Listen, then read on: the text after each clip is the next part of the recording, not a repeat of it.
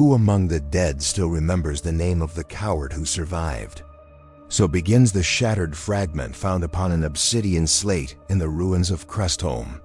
Across the ages, its whisper resurfaces, threading itself into the tapestry of wars fought in the Emperor's name. In the drifting ash of forgotten battlefields, the question coils like a serpent, a reminder that even legends are built upon the trembling bones of reluctant heroes. As the galaxy drowns in eternal fire, a ripple moves through the skeins of prophecy, a murmur of return. His name resurfaces, first as a joke, then as a myth, then at last as a warning.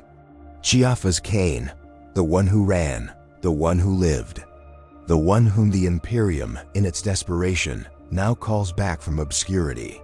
Somewhere deep within the silence between stars, a figure stirs, trying once more to avoid the doom that forever chases him. A vox echo, corrupted and half-consumed by the static of ages, recounts a battlefield swallowed by winter storms and tyrannid shadows. There, long ago, a commissar once known for improbable survival trudged through the snow with nerves frayed thin as lost wire. His reputation had already spiraled into legend, despite his own horrified disbelief. Yet the galaxy remembers not truth, but necessity, and necessity made Cain a hero. Now in the cataclysmic era of shifting warp tides, his legend reawakens. Astropaths dream of a man cloaked not in glory, but in the weary dread of one who expects disaster with each breath. They see him returning, not as a savior, but as someone who knows catastrophe intimately, a creature shaped not by courage, but by the primal instinct to keep living when all reason insists death is the proper end. The Inquisition stirs at the whisper of his name. Across vaults of sealed data and crypts of forbidden testimony, Cain's spectral presence pulses like a heartbeat returning to a corpse. Interrogators pore over contradictory accounts. In one, he slays demons with fearless clarity. In another, he barely avoids death by slipping on his own panic. Yet all stories converge on a single truth. Wherever Ciaphas Cain appears, the impossible yields. Even the Lord Inquisitor Amberley Vale, whose pen reshaped his deeds into near-divine heroism, senses the shift. Something in the warp coils around his fate once more, tugging him back into the storm. She orders searches, initiates discreet inquiries, and sends acolytes into forgotten theaters of war. Not out of need for inspiration, but because the universe rarely resurrects a legend without demanding an unpayable price. On a world reduced to blackened husks of adamantium and bone, the remnants of a guard regiment swear they saw him. A lone figure walking through apocalyptic firestorms, coat tattered, last pistol drawn, muttering curses at his own misfortune. They claim he strode in the wake of titans, weaving between craters as though trying and failing to remain unnoticed. The survivors spoke his name with disbelief, as if invoking a ghost from their childhood stories. But it was not his presence that shook them most. It was the aura of inevitability that followed him, as if even the warp acknowledged his return. As if the galaxy, in all its cruelty, had once again chosen Cain as its unwilling fulcrum. Fear, faith, and irony merged into a single chilling certainty. Where Ciaphas Cain walks, calamity soon follows. The ecclesiarchy, ever eager to weave mythology into obedience, declares his reemergence a divine omen.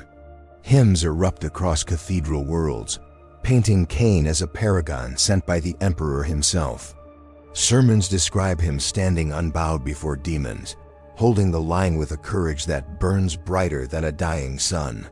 None mention the trembling hands, the frantic improvisation, the desperate instinct to survive at any cost. Yet the lie matters little. Truth bends beneath the needs of an empire drowning in blood. Pilgrims carve his name into stone shrines, begging protection from nightmares. And in the unlit halls behind the altars, priests whisper a quieter, heretical fear that perhaps the Emperor has not sent Cain as salvation, but as a warning. A final herald before the darkness swelling at the edge of creation breaks into full, merciless bloom. Tau patrols report an unidentified human slipping through border skirmishes with uncanny luck, Orc mobs recount a pansy-brained Hume commissar who dodged explosions like a git too slippery to crump. Even Aldari farseers, steeped in ancient foresight, glimpse an anomaly moving unpredictably through fate.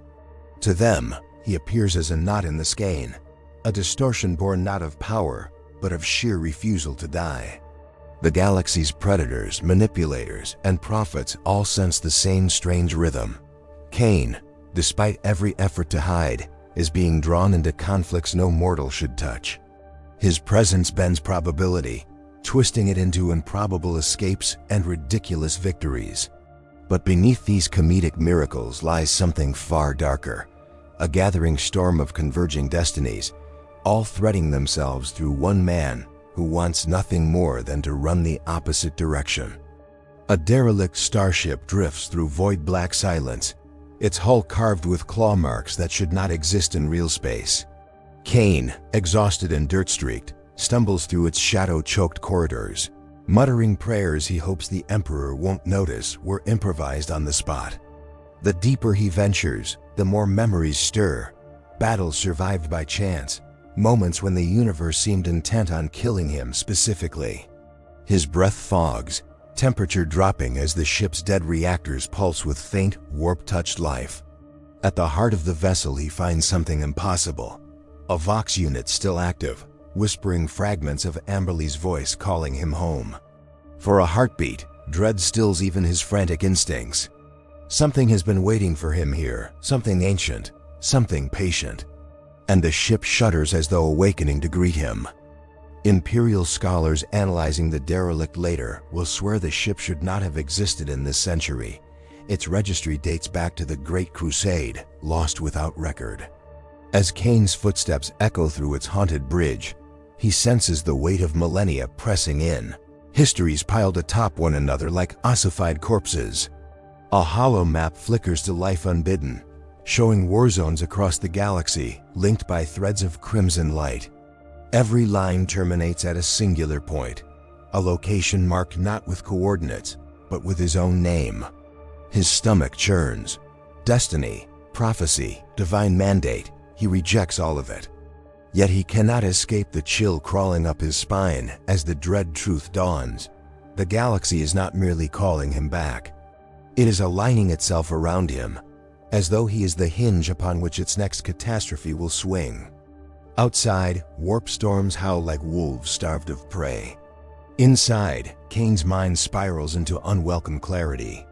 His survival has never been luck, nor skill, nor divine intervention. It has been convergence, a phenomenon tied to his presence, pulling danger and salvation together in catastrophic harmony. Everywhere he goes, apocalypse follows, yet so does improbable triumph. The ship groans, metal warping as though reality itself is bending around him. He tries to flee, but the doors seal, locking him inside with the echo of his own accelerating heartbeat. A distorted voice, neither wholly human nor wholly demon, murmurs through the Vox. It speaks his name with reverence, mockery, and hunger interwoven. And Cain realizes with a sickening certainty that something ancient has taken notice of him, something that believes his return is not an accident but an inevitability. Meanwhile, across the Imperium's burning frontiers, reports multiply. Worlds on the brink of annihilation find salvation only after sightings of a desperate lone commissar sprinting across the battlefield. Armored companies swear he guided them through impossible odds. Civilian refugees claim he appeared, shouted at them to run, and vanished before the bombs fell. Even space marines, those transhuman paragons of war, record his reappearance with grudging acknowledgement. Yet every account shares a single unsettling detail. Cain never looks triumphant. He looks terrified, as though he sees a shadow the rest of them cannot. As though something monstrous walks a few steps behind him, invisible but inevitable. Soldiers begin to wonder whether Cain is saving them, or whether they are merely collateral in a larger struggle centered on him. Amberly Vale, tracing anomalous warp readings, finally confirms what she feared. Cain is no longer merely a reluctant hero.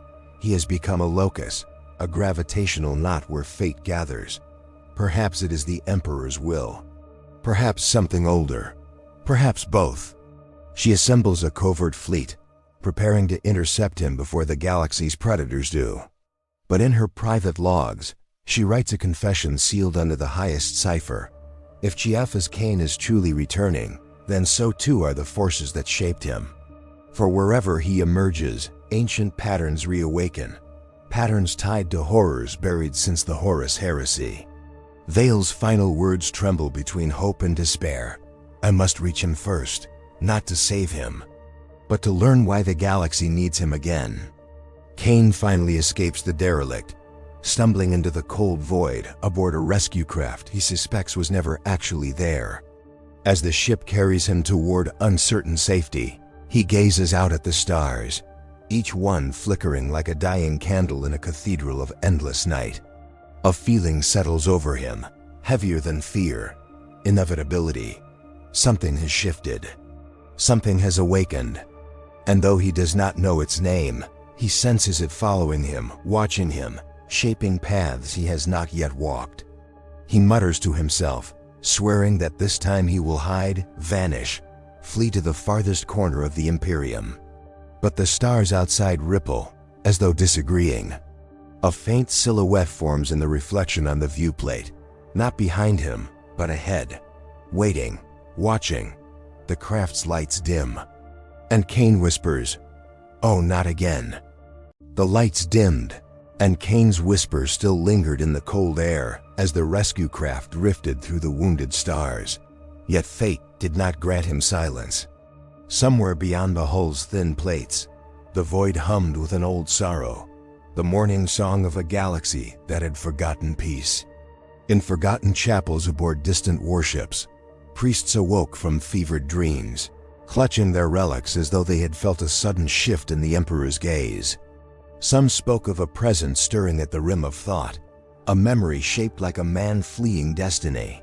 They did not know his name, only that his reemergence heralded a tremor in the divine order. And as candles flickered in the incense haze, the faithful shuddered, sensing that one man's return had begun to pull apart truths held sacred for 10,000 years. Rumors seeped through the Astra Militarum like poisoned mist. Veterans of 100 worlds whispered that they had seen omens carved in the smoke of burning hives, silhouettes resembling a commissar's peaked cap, vanishing as soon as one blinked. Commanders filed contradictory reports. Some insisted the Emperor had sent a herald to test their faith. Others quietly feared that the Imperium's foundations were shifting beneath them. In the trenches, soldiers debated what constituted true loyalty, obedience to doctrine, or survival in defiance of it. Cain's shadow, though unseen, forced them to question everything. For if a man defined by cowardice could be the Emperor's chosen instrument, then perhaps faith itself was not what they had always believed. And doubt, once sparked, spread silently through regiments already stretched thin by endless war. In the Schola Progenium, instructors raised on rigid creeds found themselves arguing behind soundproof doors. Young cadets overheard fragments, mentions of prophecies, retractions of training dogma, murmurs of a commissar whose destiny contradicted everything they had been taught. For generations, the Schola preached that courage was purity and fear was weakness. Yet Cain's resurgence, even as rumor, fractured that certainty. Some masters claimed that survival, no matter how ignoble, served the Imperium's purpose. Others insisted such thinking was heretical. Tension dripped like blood between stone pillars adorned with martyr statues. And in the candle-lit dormitories, cadets whispered new questions into the darkness. What if righteousness was not the absence of fear, but the endurance of it? What if all they knew of heroism had been propaganda designed to mask the Imperium's crumbling heart? Across cathedral worlds, the ecclesiarchy grappled with a troubling schism. Choir masters leading dawn hymns noticed that certain verses faltered, as though carried on uncertain breath. A few confessors dared to admit that the Emperor's guidance felt dimmer, as if his light were probing rather than directing. Secret convents debated whether the return of an unwilling legend was a divine correction or a divine warning. Some sisters spoke boldly. If he sends us a trembling hand to lead, then perhaps the bold have failed him. Others hissed that such words skirted blasphemy. Pilgrims kneeling before colossal shrines found themselves asking forbidden questions about saints who died bravely and heroes who lived by miracle. In the choir of faith, a discordant note had begun, soft but unmistakable. And that note grew each time someone whispered Cain's name. Within the Inquisition, the slow, inevitable fracture deepened. Radical factions believed Cain's return signaled a flaw in the Imperium's interpretation of divine will. Puritans insisted he must be seized and interrogated, for no mere mortal should disrupt the skeins of fate so profoundly. But the most dangerous voices were the ones who remained silent, watching, calculating. They knew Cain had danced too close to forces older than the Imperium itself, and that something followed him. Some suggested exploiting him as a lure. Others argued he should be hidden even from his own allies. Cloistered conclaves met under stasis fields, debating whether he was a herald or a threat. And for the first time in centuries, the Inquisition faltered, not from fear of enemies, but from doubt in itself. A doubt sharpened by the knowledge that destiny had chosen a man who actively refused it. In the distant fortress monastery of a reclusive space marine chapter, librarians felt a psychic disturbance ripple through their meditation chambers. Their visions filled with flashes of improbable escapes, comedic calamities masking cosmic significance, and a singular figure running toward or away from the fabric of fate itself. The chapter master convened a council, and the debate was unlike any they had held. Was this man a fulcrum for the Emperor's will, or an anomaly that threatened the galaxy's precarious balance? Even the most stoic Astartes struggled with the concept of destiny bending around a fearful human. In the end, they dispatched scouts not to kill or capture, but to observe, for the warp had whispered a riddle they could not ignore.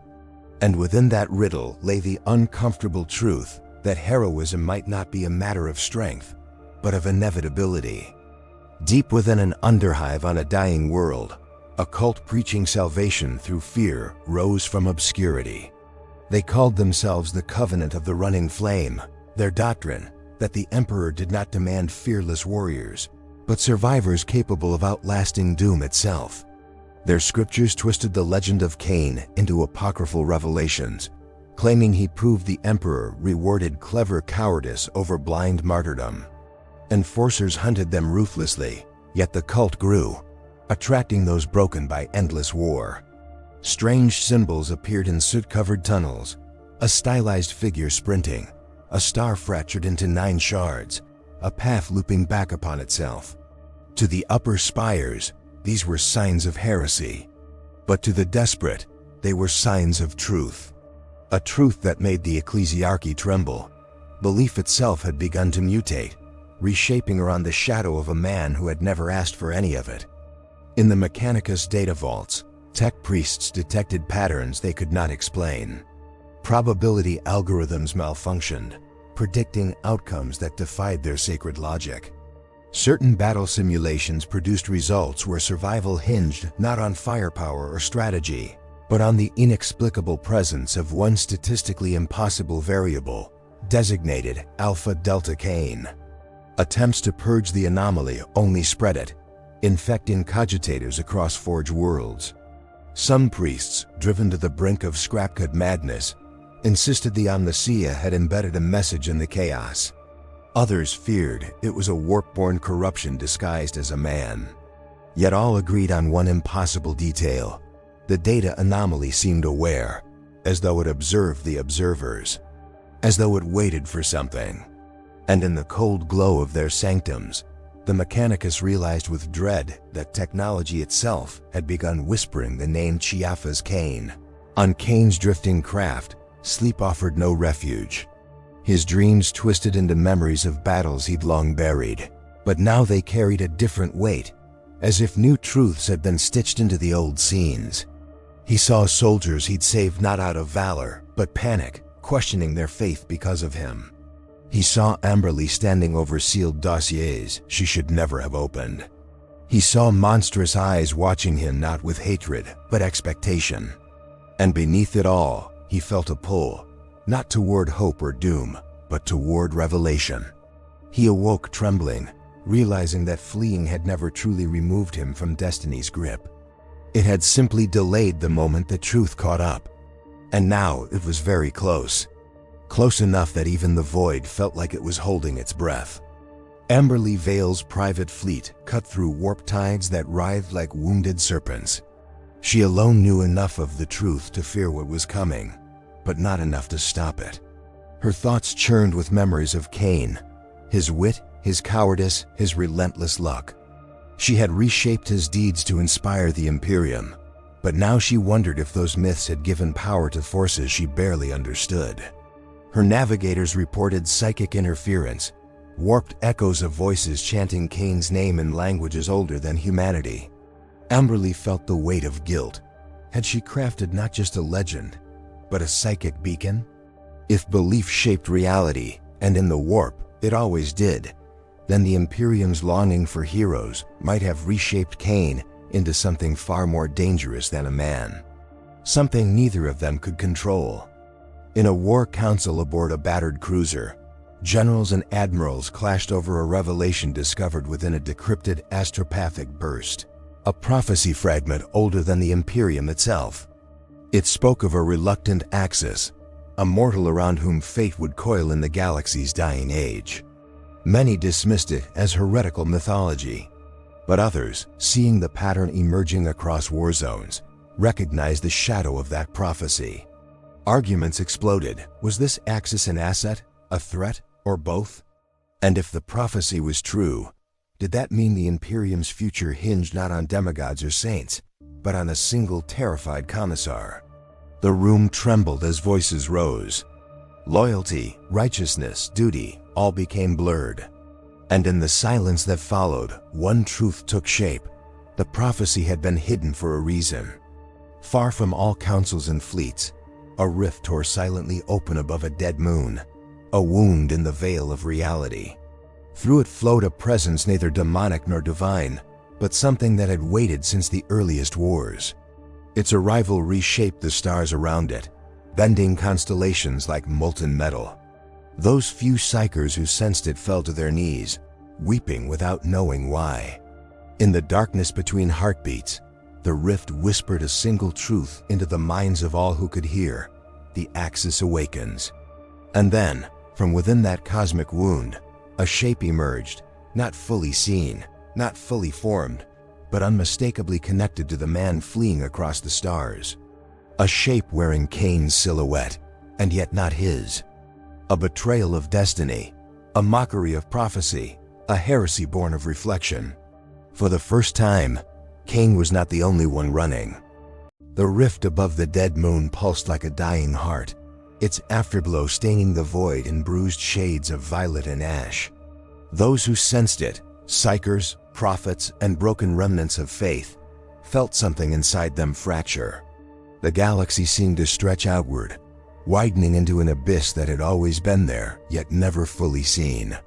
Across the drifting rescue craft, Cain shivered without knowing why, as if a cold hand had brushed the back of his soul. Meanwhile, upon distant worlds, warriors and priests clung to belief like drowning men clutching flotsam. Their prayers faltered, not for lack of devotion, but because devotion now tasted hollow. Something ancient had stirred, and the Emperor's light felt thin against it. The air itself seemed to whisper that the return of a legend was not a blessing, but the beginning of an unraveling. On the shrine world of Tertian Prime, the faithful gathered before a cathedral cracked by seismic tremors. A sister hospitaller knelt beneath a broken statue of Saint Drusilla, whispering confessions into dust-filled air. She no longer sought absolution. She sought certainty, something the universe had begun to deny her. Her memories spiraled. The wars she tended, the miracles she witnessed, the countless dead she blessed.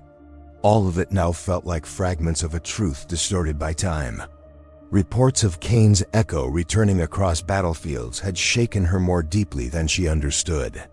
What kind of emperor chose a trembling soul as his instrument?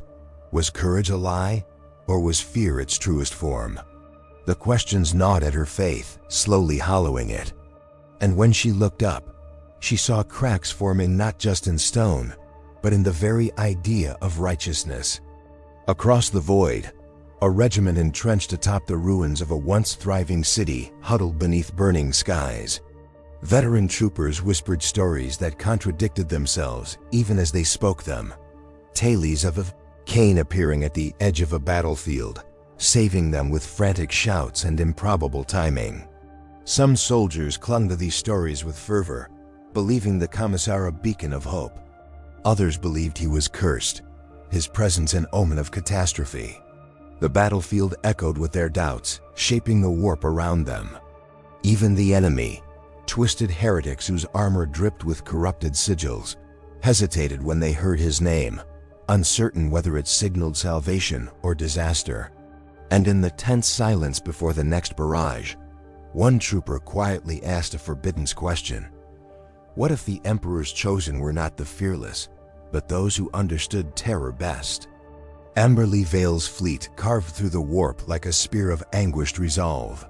Her thoughts churned between memories of Cain's sardonic humor and the secret she feared to articulate even to herself.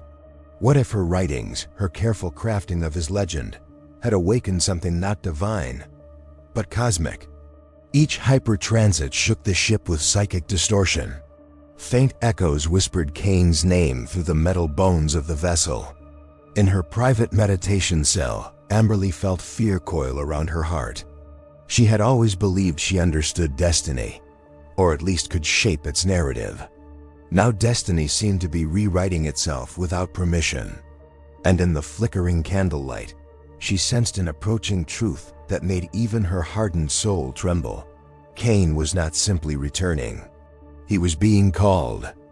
In the halls of the Ordo Chronos, those who study the fractures of time itself, alarms howled as threads of possible futures collapsed into impossible tangles. Lex mechanics gibbered as holographic timelines folded like broken wings. Every predicted path curved toward a single nexus, a singular contradiction. Two silhouettes bearing the same identity, diverging in purpose yet entwined in origin. The Inquisitors stood frozen as they identified the anomaly. One was the Cain they knew, fearful, lucky, destined. The other was a shadow born from the rift, carrying no past and too many futures. A Cain without cowardice, without restraint, without humanity. And as the fracture stabilized into certainty, the Ordo Chronos committed a heresy of survival. They erased every record of the discovery, fearing what would happen if the Imperium learned that destiny itself had birthed a duplicate. Cain himself drifted through restless sleep aboard his rescue craft, dreams shattering into prophetic flashes. He saw a battlefield where soldiers bowed not to him, but to something wearing his face.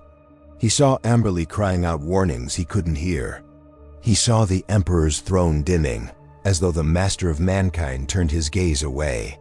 And over it all, he heard a voice that was not his, calm, resolute, merciless, whispering, "Run if you must." "I walk where you cannot." Cain jolted awake, drenched in cold sweat. For the first time in his improbably long life, he feared not the universe, but a reflection that felt too real, too possible. Something was coming for him, not to kill him, but to replace him. And that, he realized, was far worse. On the Forge world of Caro 6, the Mechanicus uncovered fragments of pre-imperial data encoding a revelation long buried beneath machine rites. Deep in the vaults, tech priests chanted binary hymns as they activated the ancient core. A holographic figure emerged, a proto-historian from the Age of Strife, recounting the existence of dual anchors, mortals whose fates bifurcated under cosmic pressure. Only one anchor survived. The other manifested as a shadow of possibility, a being created not by birth, but by destiny's fracture. Such entities, the historian warned, heralded epochs of cataclysm. The priests recorded this knowledge with terror, for the timeline indicated a new anchor pair had formed. And the identity of the mortal chosen for this cosmic division made even their augmetic hearts stutter. Humanity's future now hinged on two versions of the same man, one running, one converging. On the far edges of a war-torn jungle world, a lone guardsman knelt beside a shattered Aquila, struggling to reconcile his faith with the horrors unfolding around him. The skies burned with unnatural light. The earth trembled with psionic resonance. He had always believed the Emperor guided the righteous, but now righteousness felt indistinct, slippery, as though the galaxy itself hid its true script. In his journal, he wrote confessions meant for no other eyes. He admitted he no longer knew what loyalty meant, nor whether the Imperium's truths were truths at all. And as he wrote, his candle flickered out. A figure stepped through the smoke, wearing Cain's face, but bearing none of his fear. The guardsman's breath stopped. The figure smiled, serene and cold, and whispered, "Your faith is inefficient." Across the Aldari craft world of Il-Serail, Farseers gathered in a chamber woven from psychic crystal. Their runes spun in erratic spirals, defying every interpretive pattern. The skein revealed two threads where there should be one frayed with doubt, the other taut with predatory certainty. The Farseers spoke in hushed, desperate tones, realizing that a mortal's fractured destiny now threatened to snap ancient prophecies. They foresaw a future where one Cain would be hunted by all, while the other would ascend by severing every obstacle before him. Some among the Aldari argued to kill both, hoping to restore balance. Others insisted the flawed, fearful Cain must survive, for he alone preserved the possibility of humility amidst a galaxy drowning in arrogance. In disagreement, they turned to the runes again, and saw them ignite with the shape of a man crowned in shadow. Amberlee's fleet finally intercepted the rescue craft drifting near a dying star. She boarded personally, heart tight with dread. When she entered the dim cabin, she found Cain slumped against a bulkhead, eyes hollowed by visions he refused to describe. She reached for him, but froze. He was trembling, whispering the same word over and over, "Me." Amberlee looked into the darkness of the cabin and saw two sets of footprints on the metal floor. Only one belonged to Cain. The other set ended abruptly at the airlock. And beyond the hull panels, sensors detected a psychic echo fading into the void, an echo shaped like Cain, but humming with a cold, alien certainty. Amberlee knew then the galaxy had crossed a threshold no prophecy had spoken of, and no one was prepared for what came next. On the fortress moon of Dalian, a conclave of high-ranking Imperial officials convened to discuss a newly uncovered message, a forbidden Vox recording, extracted from the Rift's emergence.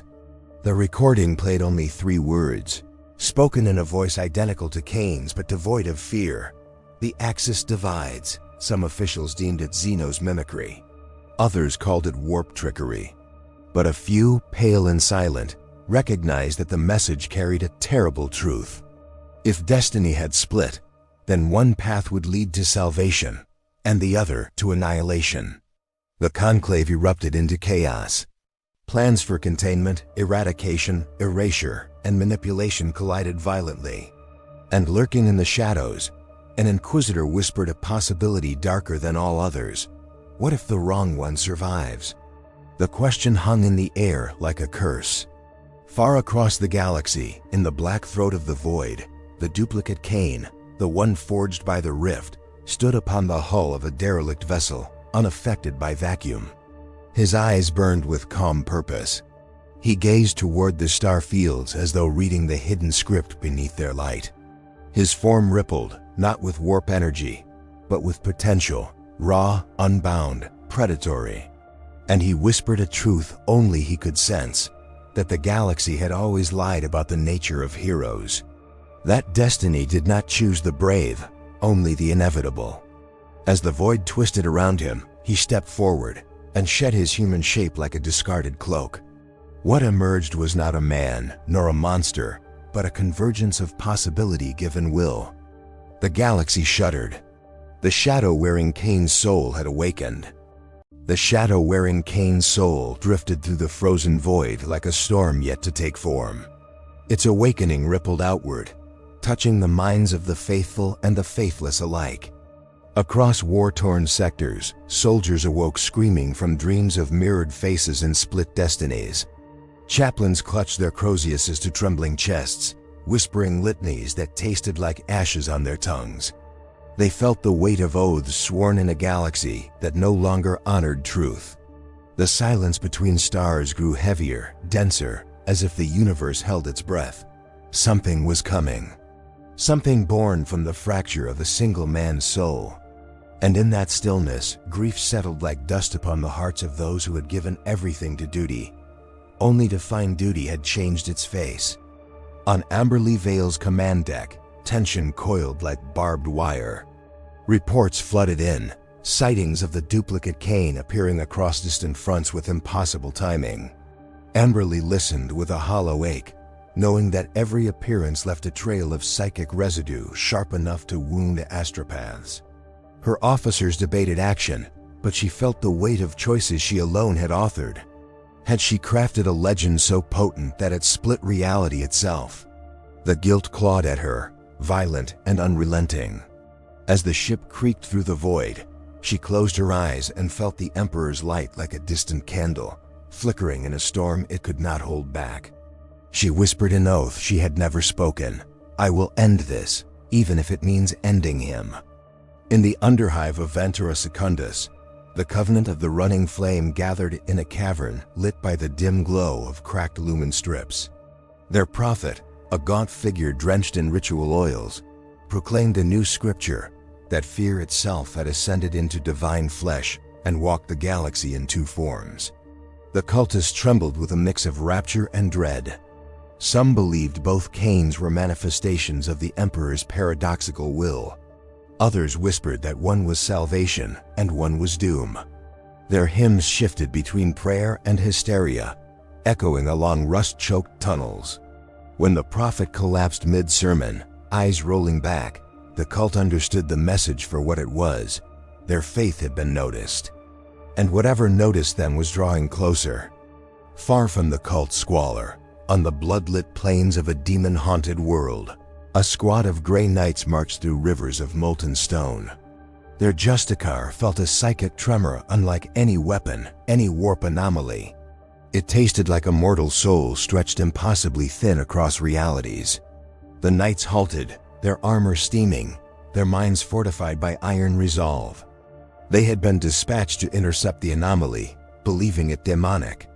But now, standing beneath a sky that screamed with warp fire, they sensed a deeper truth. The anomaly bore no taint. It was human, and its dual presence warred within the warp with terrifying clarity. The Justicar bowed his head, murmuring a prayer not for himself, but for the man whose soul had become a battlefield. Even they, the Emperor's purist, feared what came next. On the ravaged battlefields of Draxian Ridge, Imperial Guard regiments gathered for what they believed to be their last stand. The air crackled with ozone as enemy artillery scorched the horizon. A young sergeant beside a shattered chimera clutched a locket containing her late brother's insignia, whispering promises she could no longer keep. Doubt gnawed at her resolve, the same doubt that had spread like pestilence since rumors of Cain's dual emergence. If faith had fractured, what hope remained for ordinary soldiers? As the bombardment ceased and an eerie quiet fell, she rose, feeling a calm far too heavy to bear. She marched forward not out of certainty, but because turning back would be a betrayal deeper than death. And in her heart, she wondered whether devotion was measured not by belief, but by endurance. Meanwhile, hidden within the inquisitorial citadel on Galleon, the Ordo Chronos conducted forbidden experiments on the timeline fracture. Holographic projections showed the two Cains diverging further with each passing hour, one leaving trails of improbable salvation, the other moving with precise, merciless intention. The Inquisitors debated annihilation, reintegration, manipulation. Voices clashed like chain blades. At last, an elderly seer rose, his augmetic eye flickering. He revealed a truth he had concealed for decades, that the Imperium had once encountered a fractured destiny before, and failed. That failure had been erased from history, but its echoes remained in the warp's deepest wounds. Now the same threat had returned, anchored to a man utterly unprepared to bear the burden. Silence fell as realization spread. This was no anomaly. This was a cycle. In the silent void beyond the Segmentum Tempestus, an ancient Astartes chapter, the Morning Stars mourned the loss of their chaplain, who had died mid-sermon after a vision of two faces merging and tearing apart. Their chapter master, a giant draped in ceremonial tatters, felt a heaviness that no armor could bear. His warriors gathered in a circle of obsidian runestones, offering eulogies spoken in the voice of dying stars. They believed deeply in sacrifice, in the purity of dying for the Emperor, but now even they felt doubt's cold breath. What did it mean if destiny chose the frightened? If fate split itself around fear? When the runestones pulsed with unnatural light, the chapter master understood the chaplain's final vision. Their oaths would soon be tested by a truth older than their blade-forged devotion. Cain, the true Cain, sat in Amberly's private quarters aboard her flagship, shoulders slumped as though carrying the spine of a dead world. He stared at his trembling hands, hands that had once held the line, if only by accident. He confessed to Amberly in a cracked voice that he feared dying less than he feared living now. Everywhere he went, people looked to him for salvation he had never offered. And now his own reflection hunted him. Amberly listened with a grief she kept hidden beneath steel discipline. She reached out, placing her hand over his. For the first time in years, he didn't pull away. The silence between them felt heavier than the void outside. Cain whispered, "I've never been brave," Amberly answered. "That is why the galaxy chose you." Neither found comfort in the truth. The duplicate Cain, now shedding the last vestiges of human limitation, strode across a derelict battleship drifting through warp-torn space. His footsteps echoed with predatory calm. He studied ancient murals depicting heroes whose lives had shaped empires, and he smiled with something close to pity. "They fought destiny," he murmured. "I perfect it." The walls responded, humming with warped resonance. He allowed his form to shift, bones realigning with quiet, deliberate cracks. He was sculpting himself into the ideal the galaxy had demanded. A hero without fear, hesitation, or weakness. A hero perfectly opposite to the man who had birthed him. As he gazed into the void, he felt the final transformation coiling within him.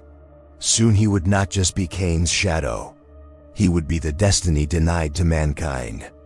Across a war-scarred monastery world, pilgrims climbed a mountain path shattered by artillery fire. Each step was an act of devotion, a final plea for meaning in an age of crumbling faith.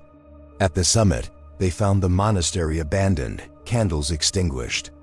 Only a single message had been carved into the altar, letters trembling with haste. "We prayed for a hero. We received two. Forgive us." The pilgrims bowed in stunned silence. Some wept, others screamed. But all felt the same crushing truth. The galaxy had prayed too loudly, too desperately, and something had answered. Whether it was divine or damning remained unclear. The silence that followed carried the weight of a revelation none could bear. Faith had not been broken. It had been granted a mirror. As Amberly's fleet reached the coordinates of a psychic disturbance, large enough to warp gravitic readings, her ship's auspex detected a lone figure standing on a debris field of shattered asteroids, humanoid, motionless, waiting. Every weapon aboard the fleet powered up. Every heart aboard the fleet tightened in dread. Amberly stared at the viewing screen, unable to breathe. Cain, the true Cain, stood beside her, trembling. The figure in the void lifted its head. Its silhouette flickered between human and something else. Then, slowly, almost tenderly, it raised a hand and beckoned. The gesture was not hostile. It was inevitable. Amberly whispered, "This is the brink." Cain whispered, "This is the end." Neither realized the truth. It was neither. It was the beginning, and fate was inhaling. The void shuddered as the figure before the fleet unfurled its presence like a wound in reality. Cain felt a coldness crawl through his bones, not fear as he had always known it, but the absence of self, the vacuum left when destiny demands a sacrifice. Amberly placed a hand on his shoulder, and though her breath was steady, her eyes betrayed the grief of someone who already knew the ending. The false Cain drifted closer until the starlight warped around him. His voice carried without sound, a psychic whisper that crawled beneath armor and skin. "You were the fracture. I am the correction." Cain stepped forward, each movement weighted like a condemned man walking toward his own execution. Yet in the quiet between heartbeats, he understood. The galaxy had never needed a hero. It had needed a choice. The two Cains drifted toward each other over the shattered remains of forgotten worlds. The false one moved with coiled grace, every motion precise, as though sculpted from the Emperor's unspoken expectations. The true Cain floated awkwardly, boots scraping asteroid dust, heart hammering in terrified defiance. The shadow smiled. "I am what you were too afraid to become." But Cain found a voice in the tremor of his own doubt, whispering, "I never wanted to become anything." The false one's expression faltered, the first crack. The galaxy trembled at that tiny fracture, as though truth itself recoiled. Their fingertips touched, and reality shrieked as two timelines collided, folding into each other like blades. For one blinding instant, Cain saw every version of himself: coward, hero, deserter, savior. He saw the lie of destiny, and he refused it. A psychic detonation ripped across the fleet, hurling astropaths into convulsions. Warp echoes screamed through the hulls like tortured choirs. Amberly stood unmoving, staring into the rift of light where the two Cains writhed in mirrored agony. Their struggle was not physical but conceptual, courage against inevitability, doubt against perfection, humanity against the myth forced upon it. The shadow Cain struck with visions of glorious victories, impossible bravery, epics sung across ages. Cain answered with memories of running, hiding, trembling. Yet those very memories burned like truth in the warp's heart. Amberly whispered his name, not as an order, but as a prayer. Her voice reached him. In that moment of connection, Cain found strength not in becoming more, but in accepting that he would always be less than legend. And somehow, that was enough to break the shadow's blade of certainty. The false Cain staggered back, face contorting in disbelief. Imperfection was a poison to him, a corruption he could not comprehend. "You choose weakness," he snarled. Cain shook his head. "I choose to be real." Those words struck harder than any power sword. The shadow reeled, form flickering with instability, fractures spiderwebbing through his idealized silhouette. As he faltered, Cain felt the warp tugging at him, demanding symmetry, demanding one truth, one self. The rift pulsed with the hunger of a universe desperate to resolve contradiction. Cain sensed the answer with a clarity that hollowed him out. Only one could remain, but not through victory, through surrender. He looked back at Amberly, saw the anguish she could not hide, and understood that duty sometimes meant offering oneself to end the suffering of others. Cain stepped toward the rift. Amberly screamed his name as he walked into the warp-shattered light. The false Cain lunged, desperate to stop him, not out of mercy, but out of terror that he might be unmade as well. Their forms collided, not in combat, but in fusion. Pain roared through Cain, 1,000 lifetimes slicing across him. He saw every lie told about him, every exaggerated tale, every legend that made him something he could never live up to. He felt them burn away. The shadow writhed, dissolving as Cain refused the legacy that had birthed it. In the blinding convergence, Cain whispered a final truth. "Let the galaxy forget me." The warp accepted. The rift collapsed inward, dragging both forms into a single vanishing point, then exploding outward in a shockwave of silent light that swallowed the stars themselves. Silence fell. Not even the hum of the ship engines dared intrude. Amberly collapsed to her knees, eyes fixed on the empty void where Cain had stood moments before. Officers around her waited for orders, for explanation, for anything. But she could only whisper, He chose the impossible.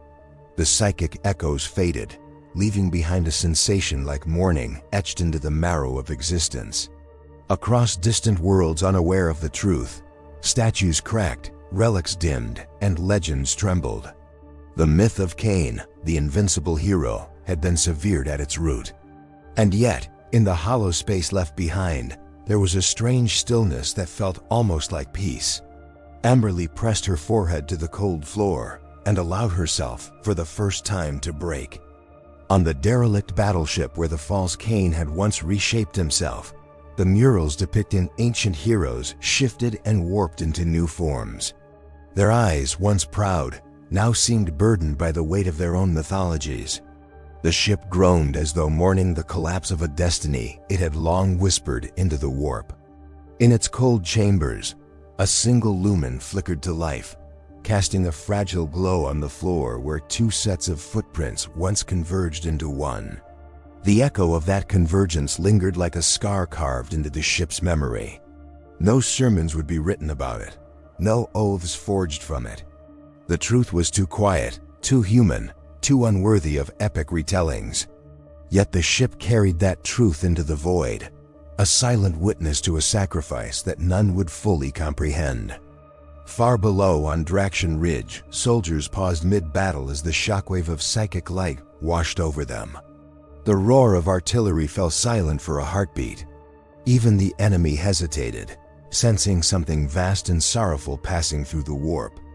The young sergeant clutched her locket and felt warmth where there had always been cold metal. She did not know why she suddenly felt lighter, why her fear seemed less sharp. She only knew that something had quietly shifted, a burden lifted from humanity's back. She rose from the trench with a steadiness she had never possessed. The battle resumed, brutal and merciless, yet she fought with a strange calm, as though unseen hands had steadied her aim. She whispered a name she had never spoken aloud, not knowing it belonged to a man the galaxy would soon forget. On the monastery world, pilgrims felt the psychic tremor ripple through the stones beneath their feet.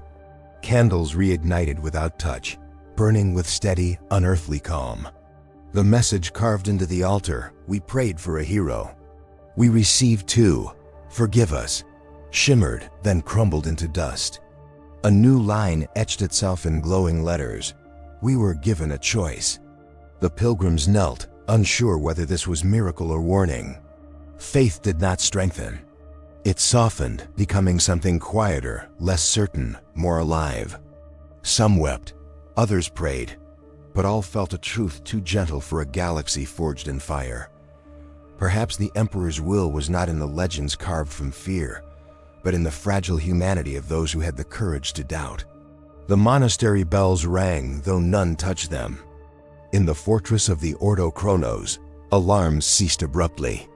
The holographic projections of the two Cains flickered, then merged into a single blank silhouette before disappearing entirely. Inquisitors stared in shocked silence. The elderly seer slowly removed his augmetic eye and placed it on the table, trembling. "The cycle is broken," he whispered. But so is something else. No one asked what. They all felt it, a loosened thread in the weave of fate, a vulnerability, a freedom. The universe had lost a fixed point, a legend around which countless futures had anchored themselves. Now, those futures drifted unmoored, dangerous in their unpredictability. For the first time in millennia, the Inquisitors faced a galaxy without a predetermined conclusion. Some saw hope, others saw doom. All understood that something eternal had shifted. The morning stars, deep in their obsidian fortress, halted their rites as a tremor of psychic sorrow brushed their minds. Their chapter master knelt before the runestones, feeling them go cold. The vision of mirrored heroes that had plagued their chaplain was gone. In its place lingered only a sense of finality, not victory, not loss, but completion. The master rose slowly, realizing their oaths would need rewriting, their dogma reshaped. If destiny could fracture and heal through the hands of an ordinary man, then perhaps their understanding of honor had been flawed. He issued a single command: "We mourn not the fallen, but the truth revealed." In their armor of black and silver, the Astartes bowed their heads, honoring a man whose name they would never record, yet whose absence now haunted the warp itself. On Amberley's ship, the observation deck remained dim, silent except for the distant hum of life support systems. She stood alone where Cain had once stood, staring into the same void that had devoured him. For hours she remained unmoving, her face carved into lines of grief and unspoken love. Finally, she reached into her coat and withdrew a small data slate, Cain's personal file, the one she had kept updated for decades with revisions she never admitted to. She pressed delete. The file dissolved into static. "You asked the galaxy to forget you," she whispered. "But I won't," her voice cracked. She turned away from the stars, breaking at last. Her footsteps echoed down the corridor, hollow and human, leaving behind a silence that felt like a tomb. And somewhere far beyond the reach of any scanner, in the quiet between warp tides where reality thins to trembling strands, a faint heartbeat stirred. Not Cain, not the man, not the myth, something new born from the collapse of contradiction. A consciousness forming in the dark, unsure, unshaped, unclaimed. It pulsed once, fragile as a first breath, then faded into the endless murmur of the void. Its meaning remained unspoken, its purpose unknown. But every psyker in the sector felt a shiver pass through their soul, the sense that the galaxy had turned a page and the next was blank. In the long hush after the warp tremor faded, a fragile calm settled upon the drifting fleets, the sort of silence that follows the weeping of worlds. Across the void, the remnants of once majestic armadas hung like funeral barges, their banners frayed, their saints' icons dimmed by cosmic dust. The galaxy itself seemed to exhale, as though relieved that two mirrored destinies had at last become one forgotten truth.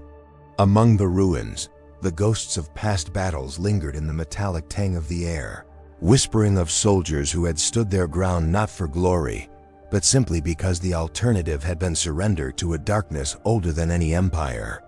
In the quiet, the memory of Ciaphas Cain, not the legend, but the man, drifted through minds like a half-remembered dream, fading gently, lovingly, as though wrapped in the soft shroud of time's forgiveness. Amberley stood before the shattered viewport where Cain had been taken by the rift's implosion. Light from distant nebulae washed over her, soft and mournful, like the glow through a cathedral's last surviving stained glass. For days she had not spoken, the weight of his absence pressing upon her like the shadow of a dying star. She looked upon the void and imagined, just for a moment, that she felt him somewhere out there, not alive, not gone, but transformed into something quieter, gentler than either myth or memory.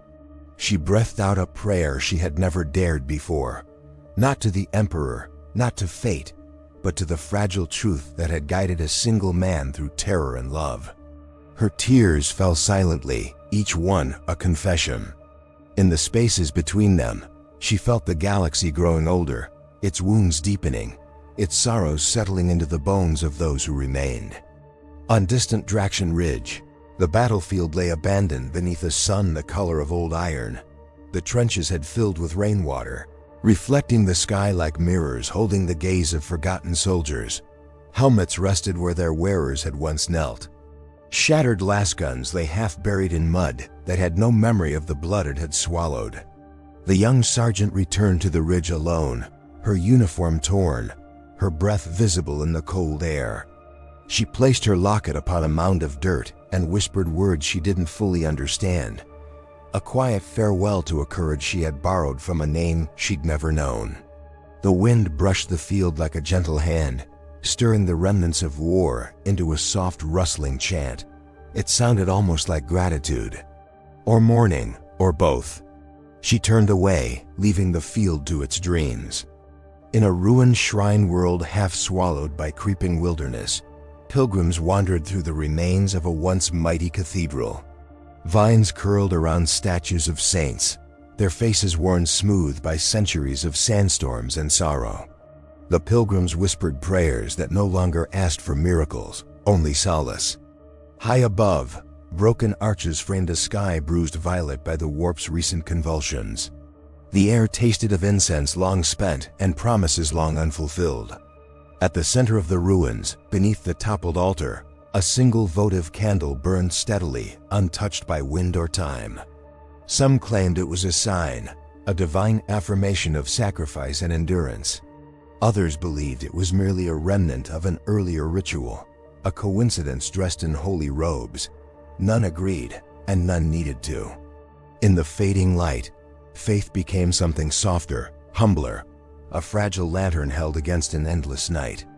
Within the Ordo Chronos stronghold, scholars sifted through ash-covered data stacks, their fingers trembling as they uncovered fractured fragments of prophecy. The chronicles no longer aligned.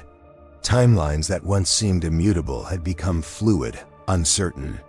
A remembrancer recorded their confusion in quiet script, noting how the galaxy's great wheel had slipped its track, how the loss of Cain's legend had nudged countless futures into unfamiliar paths. She listened as inquisitors debated whether this shift was salvation or doom, whether the absence of a fixed myth had freed humanity or deprived it of a compass. She wrote down their arguments without judgment, aware that truth was no longer a blade to be wielded, but an echo to be followed. And when she paused to rest her ink-stained hands, she wondered if perhaps the galaxy needed this uncertainty, this permission to define its own survival. The morning stars resumed their vigil atop obsidian battlements blackened by forgotten wars. Their chaplain lit the braziers of remembrance, each flame a tribute to a hero whose truth had been swallowed by legend. The chapter master removed his helm and stood beneath the cold starlight, contemplating the subtle void he now felt in the warp, the absence of a story, the silence where once a myth had burned brightly. He murmured an oath to honor the mortal within every legend, the doubt within every devotion. His warriors joined him, their armor gleaming like funeral armor beneath the pale glow. For the first time in centuries, the chapter's rituals included a moment of honest silence, untouched by ceremony. In that silence, they found a new kind of strength, the courage to stand without the shadow of destiny guiding or condemning them. Far from any empire's reach, the derelict ship where two Cains had once collided drifted aimlessly along a forgotten trade route. Its murals had faded further, the idealized heroes now ghostly outlines barely visible beneath layers of time. The ship hummed with the memory of its psychic wound, though the sound was too faint for mortal ears. A lone servitor wandered its halls, its damaged cogitator, repeating a single phrase whose origin no one could trace. All truths are fragile. The words echoed off hollow corridors, weaving themselves into the ship's rust and dust. In the deep engine vault, where shadows clung like sorrow, a single lumen still flickered, casting uncertain light upon footprints that led nowhere. The ship remained a drifting reliquary, not of glory, but of the moment when destiny itself had hesitated. In the frozen caverns of Carthos Moon, an archivist transcribed the last testimonies of soldiers who had glimpsed Cain's final act through psychic aftershocks. Their descriptions were contradictory. Some saw blinding radiance, others a void darker than despair. Yet each testimony shared a single thread, a feeling of profound release, as though a burden carried unknowingly by humanity had suddenly been set down. The archivist paused, quill hovering above parchment, and wondered if this quiet liberation would last or if the galaxy would inevitably forge new myths to chain itself with.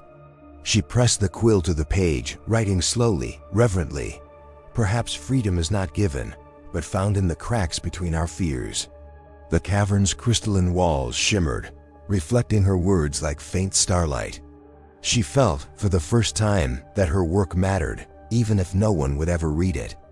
On a nameless world scarred by orbital fire, survivors gathered around a crater that still pulsed faintly with warp resonance. They spoke in hushed tones, as if fearing to awaken whatever faint echo remained. A child approached the crater's edge and peered into the shimmering dust that swirled within. She saw nothing, no visions, no figures, no ghosts. But she felt warmth on her face, like the breath of someone standing just out of sight. When she reached out, The dust parted gently around her hand. Her mother pulled her away, whispering warnings of old horrors, but the child only smiled. She didn't know why, but she felt unafraid. That night, under a sky cracked with silent lightning, the survivors lit a pyre and spoke names of the dead. The child whispered a name she had never been taught. Somewhere the dust stirred. Amberly returned to her quarters. The lights dimmed to a warm amber glow reminiscent of the candles she once lit for the fallen. She sat at her desk, fingers tracing the outline of the deleted file that no longer existed. In its absence, she found herself remembering more clearly, not the legend, not the embellished accounts, but the quiet moments. Cain's nervous laugh, his tired eyes, the way he held a laspistol like someone expecting it to betray him. She smiled and wept in the same breath.